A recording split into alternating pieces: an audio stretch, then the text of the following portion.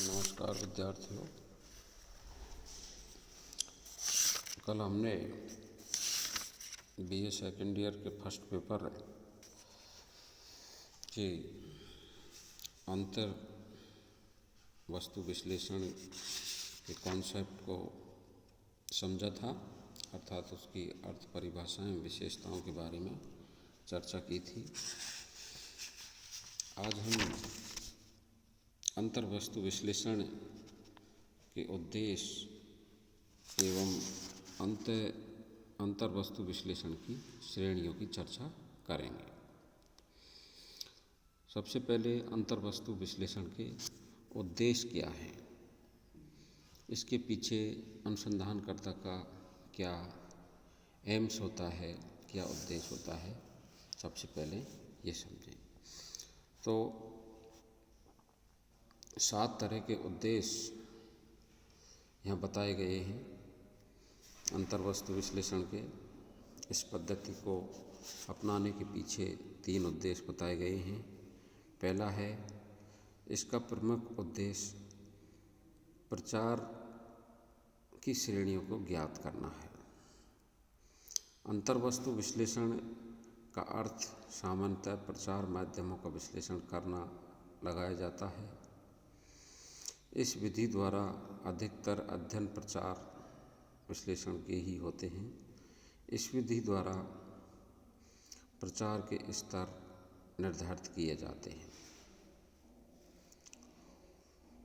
दूसरा उद्देश्य है, इस विधि का उद्देश्य अभिलेखित वास्तविक घटनाओं को ऐसे संख्यात्मक आंकड़ों में परिवर्तित करना है जिनके साथ परिमाणात्मक रूप से सामग्री को प्रस्तुत किया जा सके, सामाजिक ज्ञान का विकास किया जा सके।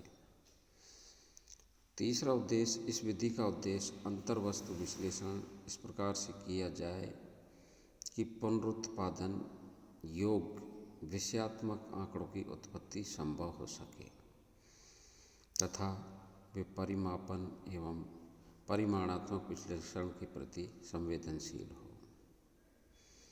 इस पद्धति का उद्देश्य चौथा, इस पद्धति का उद्देश्य गुणात्मक तथ्यों को इस प्रकार से संख्यात्मक तथ्यों में परिवर्तित करना कि जिससे वे वैज्ञानिक सिद्धांतों के निर्माण में सहायक सिद्ध हो सकें और उनके आधार पर अध्ययन क्षेत्र के अतिरिक्त अन्य समूहों के संबंध में भी नियम बनाने या सामान्यीकरण करने में सहायता मिल सके।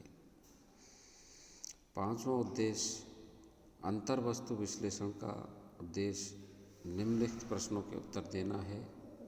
साहित्य के दृष्टिकोण से लेख किस प्रकार परस्पर भिन्न है? कौन सा लेखन कार्य कब लिखा गया? किसके द्वारा लिखा गया? लेखक कौन था? छठा उद्देश्य, इस विधि का उद्देश्य भाषा एवं साहित्य के प्रतिमानों में अंतर करना है। प्रतिमानों विभेद करने के लिए इस विधि का निम्नलिखित 4 प्रमुख क्षेत्रों में उपयोग किया जाता है: संपूर्ण भाषा, विभिन्न समयों के प्रतिमान, बातचीत के प्रकार और स्वयं लेखक।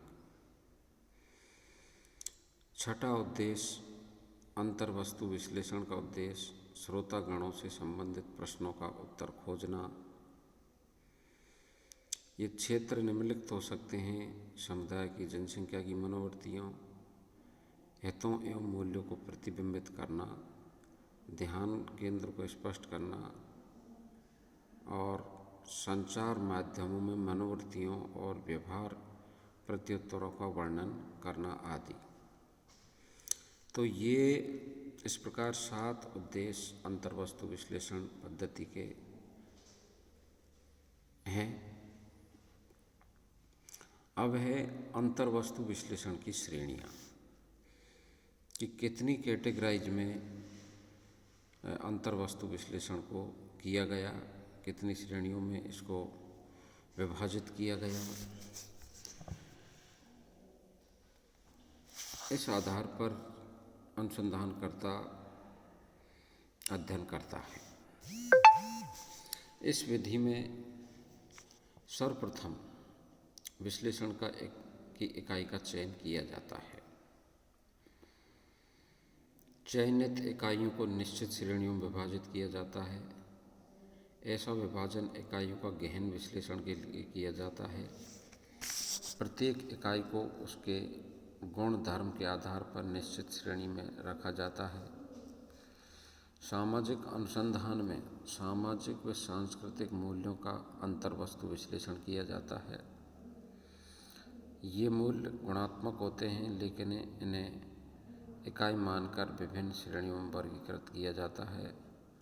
उदाहरण के रूप में जीवन संबंधी मूल्य, कर्तव्य संबंधी मूल्य, धर्म संबंधी मूल्य, विवाह संबंधी मूल्य, संपत्ति संबंधी मूल्य आदि के मूल्यों को श्रेणियों में वर्गीकृत किया जाता है। इन मूल्यों को अध्ययन की सुविधा के लिए उपवर्गों में भी विभाजित किया जाता है। जैसे जीवन संबंधी मूल्यों को परिवार, पड़ोसी आदि संबंधी उपमूल्यों में वर्गीकृत किया जाता है। संपत्ति संबंधी मूल्यों को चल और अचल संपत्ति मूल्यों में उपवर्गीकृत किया जाता है। उपवर्ग भाषा, क्षेत्र, राजनीतिक सिद्धांत आदि के आधार पर बनाए जा सकते हैं। इन वर्गों एवं उपवर्गों का वर्गीकरण चरों की सहायता से किया जाता है। धर्म में एक देवतावाद, बहुदेवतावाद, लौकिक, पारलौकिक, आध्यात्मिक, भौतिकवादी श्रेणियां बनाई जा सकती हैं। इन श्रेणियों या वर्गों का उद्देश्य अंतर्वस्तु विश्लेषण में सामग्री के तथ्यों को छोटी से छोटी इकाई में श्रेणीबद्ध करने का प्रयास रहता है, जिससे सूक्ष्म से सूक्ष्मतम विश्लेषण किया जा सके। जब इकाइयाँ स्वयं ही बहुत बड़ी होती हैं, जैसे कि समाज, तो इसी स्थिति में इकाई को वर्गीकरण करना अत्यावश्यक हो जाता है। समाज को सामाजिक वर्गों में श्रेणीबद्ध किया जाता है, जैसे शोषक और शोषित। उग्र उन्मूलनवादी समाजशास्त्रियों ने अनेक वर्गों, प्रशासक वर्ग, अधिकारी, अधीनस्थ वर्ग, शिक्षक, विद्यार्थी वर्ग, नेता, अगुवा वर्ग, व्यापारी, उपभोक्ता वर्ग आदि कथन के प्रकार के आधार पर अंतर्वस्तु विश्लेषण को दो श्रेणियों में बांटा जा सकता है। क्या कहा गया है, व्हाट हैज बीन सेड, और कैसे कहा गया है, how it has been said. क्या कहा गया है और कैसे कहा गया है। इस प्रकार अंतर्वस्तु विश्लेषण को दो श्रेणियों में बांटा जा सकता है। पहला है क्या कहा गया है। श्रेणियाँ what has been said, categorize, क्या कहा गया है, क्या कहा गया है के आधार पर 10 श्रेणियाँ निश्चित की गई। विषय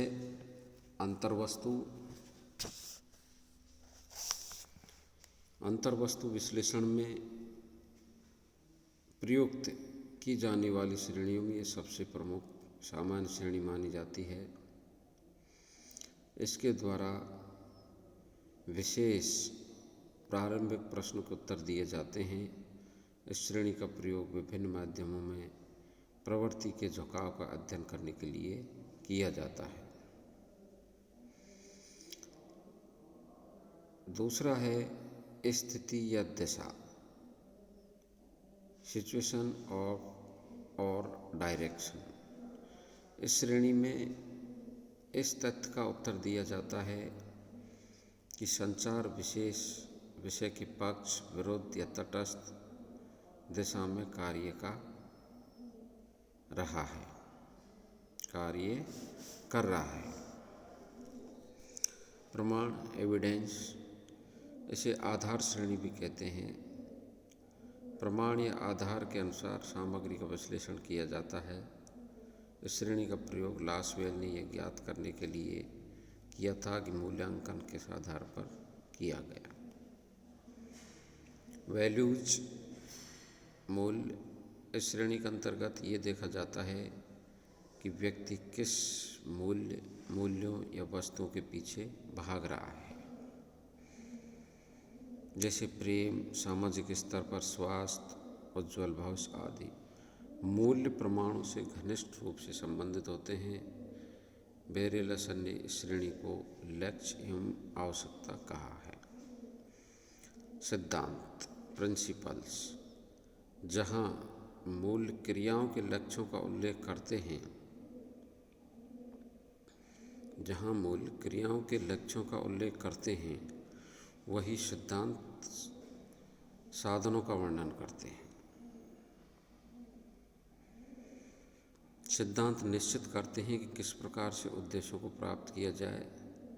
इस श्रेणी का प्रयोग राजनीतिक विज्ञान अपने विषयों के विश्लेषण करता है, जैसे प्रचार, संगठन, समझौता आदि। छठी श्रेणी है लक्षण, कैरेक्टरिस्टिक्स। इस लक्षण में व्यक्तिगत विशेषताओं को रखा जाता है, इसलिए इसे क्षमता भी कहते हैं। लक्षण को व्यक्तित्व के संदर्भ में अंतर्मुखी और बहिर्मुखी उपश्रेणियों में बांटा जाता है।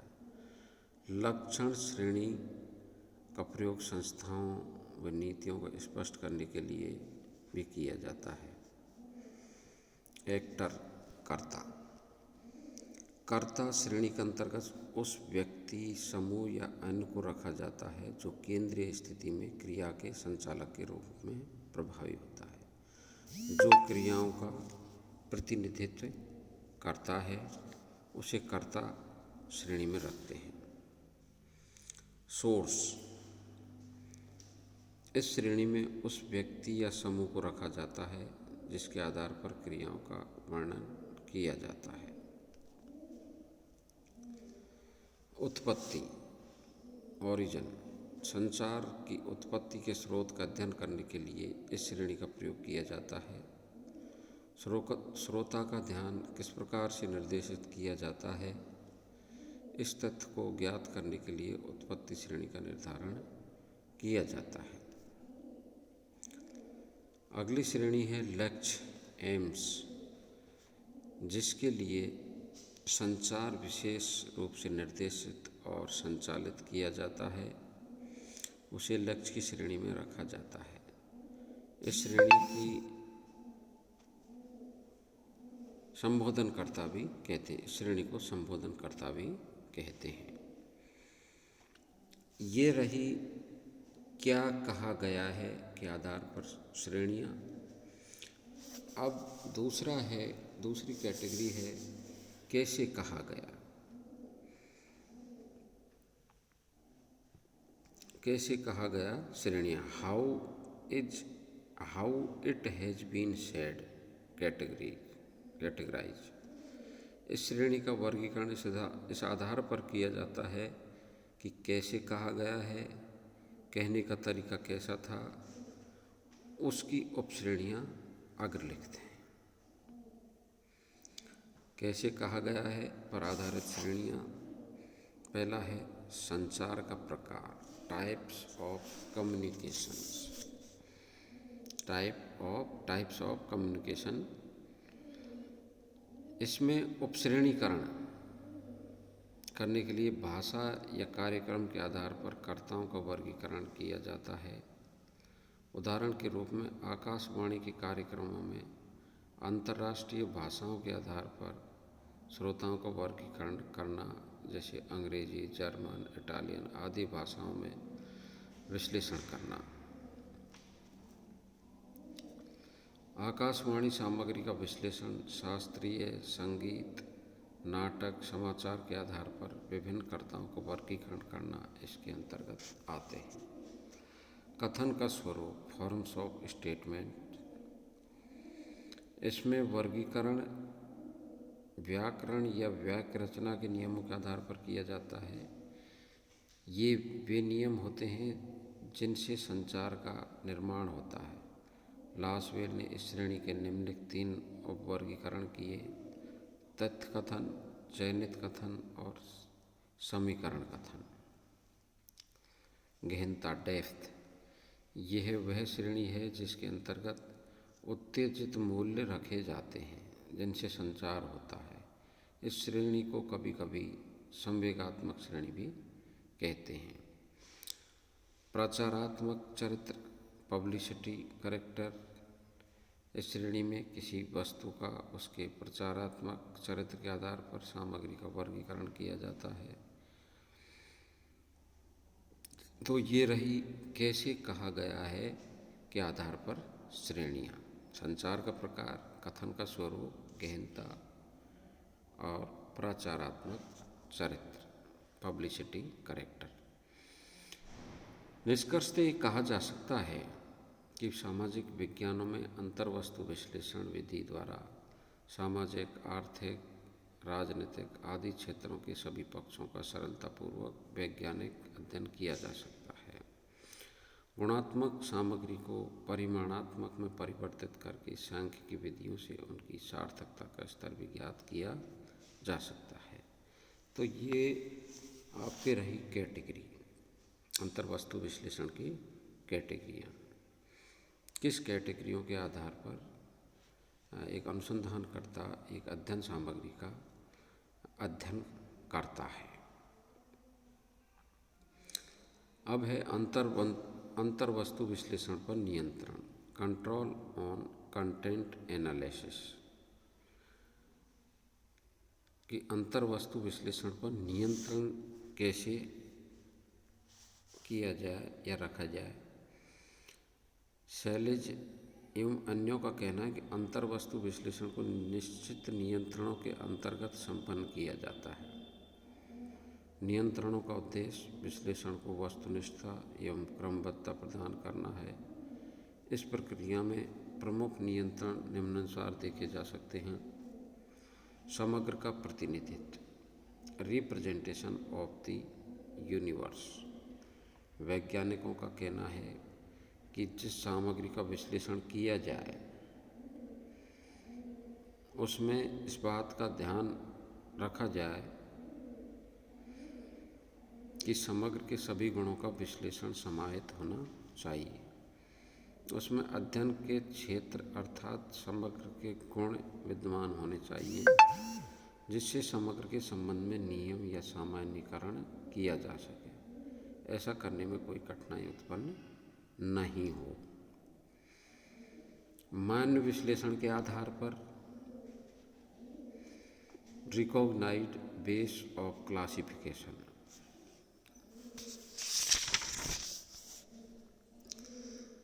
अंतर्वस्तु विश्लेषण को व्यवस्थित और प्रमाणीकृत बनाने के लिए आवश्यक है कि जो विश्लेषण के आधार प्रयुक्त किए जाएं वे विज्ञान जगत में मान्य एवं प्रमाणित होने चाहिए।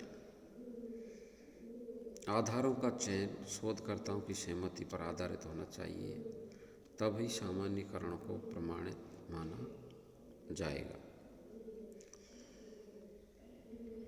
चौथा नियंत्रण है विश्लेषण की श्रेणियों की परिभाषा, definition of classes of analysis. प्रमाणित निष्कर्षों के लिए आवश्यक है कि अन्य शोधकर्ताओं उनकी जांच कर सकें। जांच के लिए आवश्यक है कि अन्य परीक्षणकर्ताओं के लिए श्रेणियां स्पष्ट एवं अर्थपूर्ण हों। इसके लिए अंतर्वस्तु विश्लेषणकर्ता के लिए आवश्यक है कि वह अपने अध्ययन में प्रयुक्त की गई श्रेणियों की स्पष्ट परिभाषा दे। ऐसा करना प्रमाणीकरण के लिए आवश्यक है। व्यवस्थित वर्गीकरण, सिस्टेमैटिक क्लासिफिकेशन। अंतर्वस्तु विश्लेषणकर्ता शोध कार्य में किसी प्रकार से स्वतंत्र नहीं है। वह शोध प्रतिवेदन अपनी रुचि स्वतंत्र रूप से मनमाने ढंग से नहीं लिख सकता। समस्त संगतपूर्ण अंतर्वस्तु को क्रमबद्ध और व्यवस्थित रूप से वर्गीकृत करके लिखना चाहिए। विश्लेषणकर्ता शोध कार्य में किसी भी स्तर पर स्वतंत्र नहीं होता। पांचवा नियंत्रण है सारणीयन, सभी सामाजिक विज्ञानों में अंतर्वस्तु विश्लेषण द्वारा गुणात्मक तथ्यों को परिमाणात्मक तथ्यों में परिवर्तित किया जाता है, लेकिन इन तथ्यों को प्रमाणित करने के लिए आवश्यक है कि विश्लेषणकर्ता विश्लेषण की व्याख्या स्पष्ट करे, तथ्यों के वर्गीकरण करने के लिए मान्य श्रेणियों का चयन करे और तथ्यों का क्रमबद्ध रूप से सारणीयन करे। तथ्यों को प्रमाणित करने के लिए आवश्यक है कि उनका सारणीयन किया जाए। परिस्थितियों का वर्णन, डिस्क्रिप्शन ऑफ द सिचुएशन। गुडे एवं हार्ट ने लिखा है कि सामाजिक शोध या अंतर्वस्तु विश्लेषण आदि में शोधकर्ताओं को उन परिस्थितियों, अध्ययन की सीमाओं, कठिनाइयों आदि का स्पष्ट वर्णन करना चाहिए जिनमें अध्ययन किया गया है। सामान्यीकरण के समय इनका उल्लेख करना अनिवार्य इसलिए है कि अन्य शोधकर्ता अगर अंतर्वस्तु विश्लेषण के निष्कर्षों की जांच करें तो उन परिस्थितियों के अनुसार ही निर्णय लें तथा निष्कर्षों की सत्यता, प्रामाणिकता और विश्वसनीयता की जांच करें। तो इस प्रकार विद्यार्थियों, ये आज का टॉपिक अंतर्वस्तु विश्लेषण और अंतर्वस्तु विश्लेषण की श्रेणियों पर आधारित था। आज के लिए इतना ही। नमस्कार।